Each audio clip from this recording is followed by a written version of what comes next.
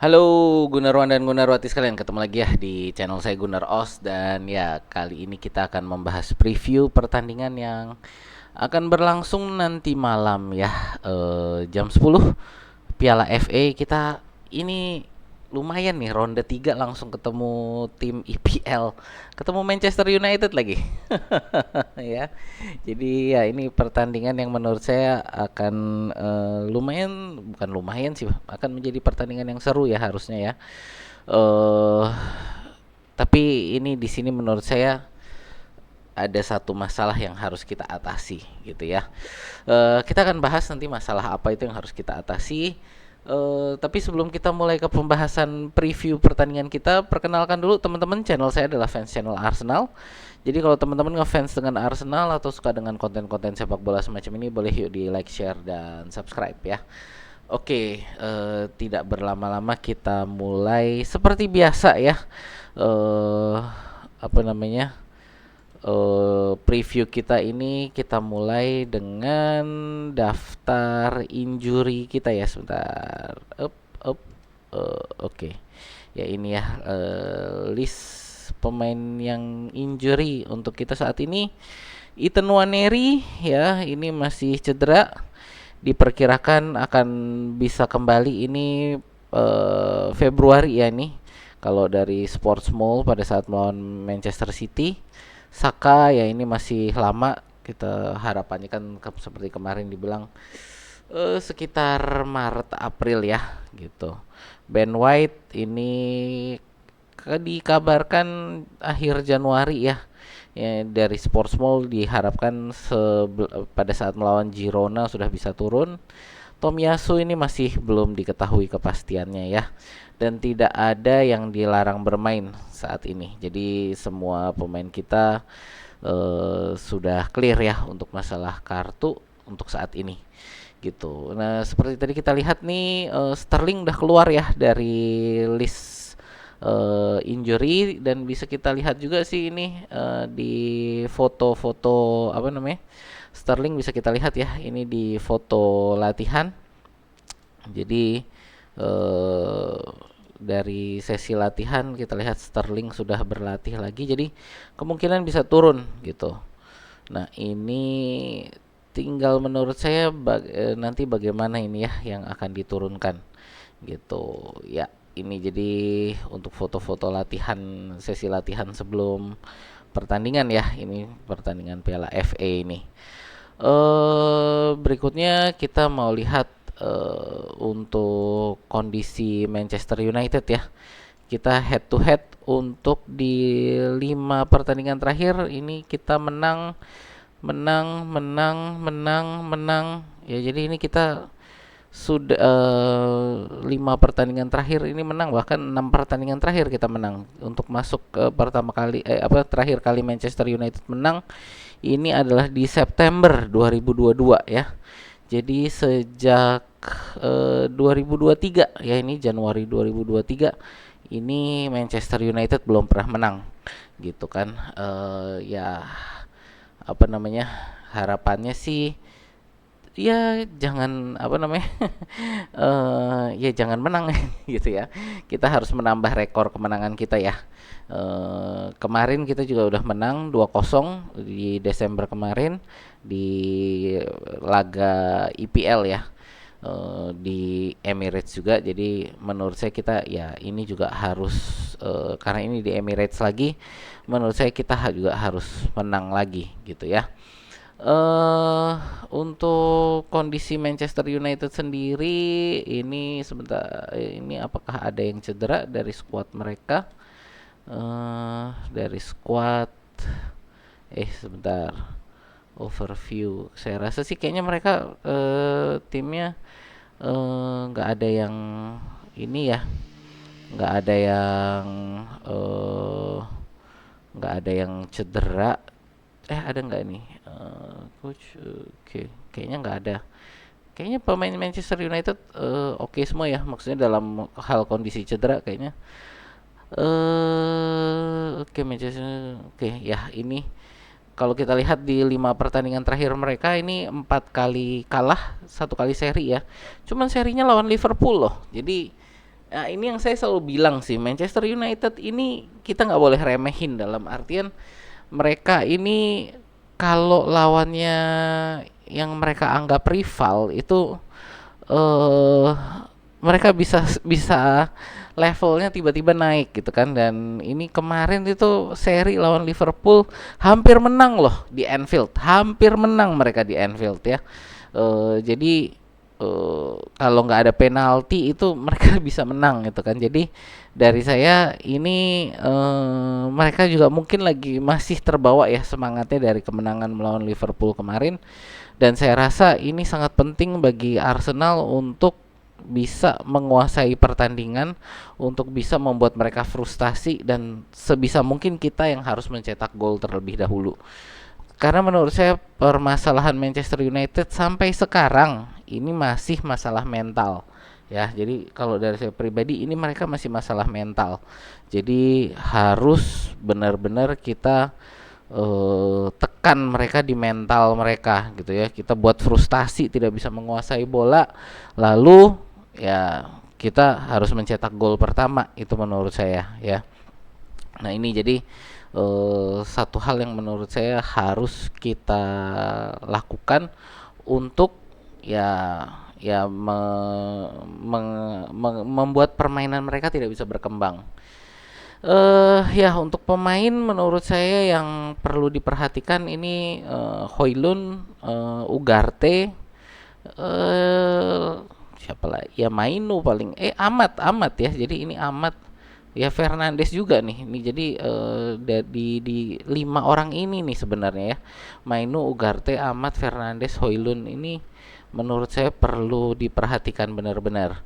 Tapi saya rasa Højlund ini lebih bisa di manage kalau ini midfieldnya ini ya, ini bisa kita tahan. Ya, jadi midfield ini bisa kita tahan, terutama ini Fernandes dan Amat ini bisa kita tahan. Saya rasa itu akan menjadi satu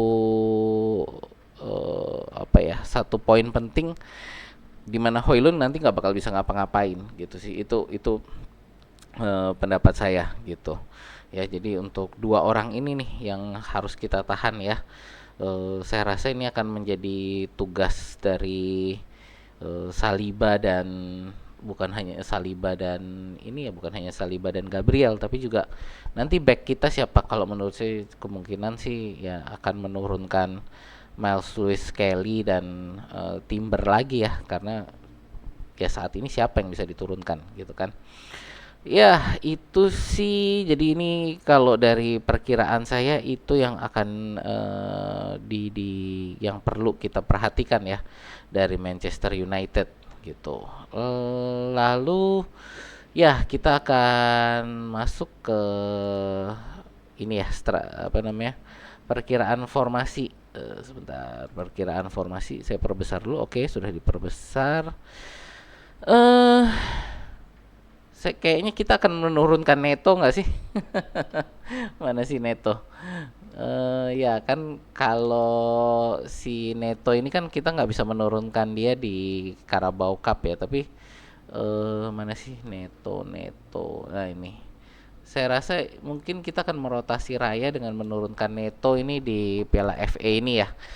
eh Ya, karena dia mau turunin di mana lagi. Ini menurut saya dia akan dikasih kesempatan bermain di sini, tapi nggak tahu juga sih ini dengan kini permainan ya melawan Manchester United masalahnya ya. Jadi saya rasa mungkin apakah berani ambil resiko Arteta dengan menurunkan Neto gitu ya, tapi ada kemungkinan kita akan merotasi Raya dengan Neto.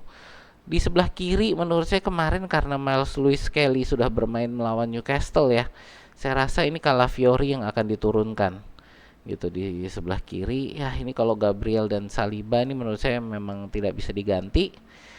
Timber juga karena masih belum ada pemain lain, saya rasa ini juga masih akan Timber yang bermain di sini. Thomas Partey menurut saya kayaknya akan diistirahatkan. Kita kayaknya akan bermain Rice dengan Merino di kiri ini ya. Jadi menurut saya ini yang akan dipakai ini Merino, Rice dan Odegaard. Di depan ini karena Sterling sudah balik, walaupun ya mungkin kita merasa bahwa Sterling ini apa namanya, eh, ya kurang bagus lah ya, bisa dibilang kurang bagus, tapi dia penyerang sayap kanan yang kita punya saat ini. Jadi menurut saya kayaknya Sterling tetap yang akan diturunkan.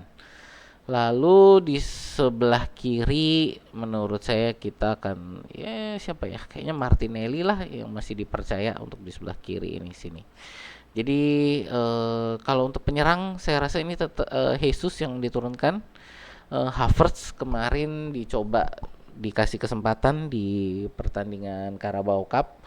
Saya rasa Havertz kemarin tidak tidak mengambil kesempatan itu. Jadi menurut saya ini masih akan Jesus yang dipercaya di lini depan gitu ya. Ini sih perkiraan formasi saya. Kalau teman-teman mungkin punya perkiraan formasi sendiri, boleh silahkan tulis di kolom komentar di bawah ya. Ya ini sih menurut saya perkiraannya ya. Lalu kita mungkin mau ngomong untuk perkiraan skor. Perkiraan skor saya rasa kita nggak berubah dari skor kemarin kita melawan Manchester United. Saya rasa kita akan menang 2-0 ya. Ini perkiraan saya, tapi seperti saya tulis ya ini di subtitle kita, ini lini serang kita harus step up gitu ya. Beberapa pertandingan terakhir ini lini serang kita ini menunjukkan ketidakefektifan ya. Jadi saya rasa ini Sterling harus ya ini ya siapapun nanti yang dipasang di lini depan. Dan kalau tadi perkiraan saya ini adalah Sterling, Jesus dan Martinelli. Menurut saya ketiga orang ini harus menunjukkan kapabilitas mereka ya. Mereka harus menunjukkan bahwa mereka pada masa-masa seperti ini mereka bisa step up.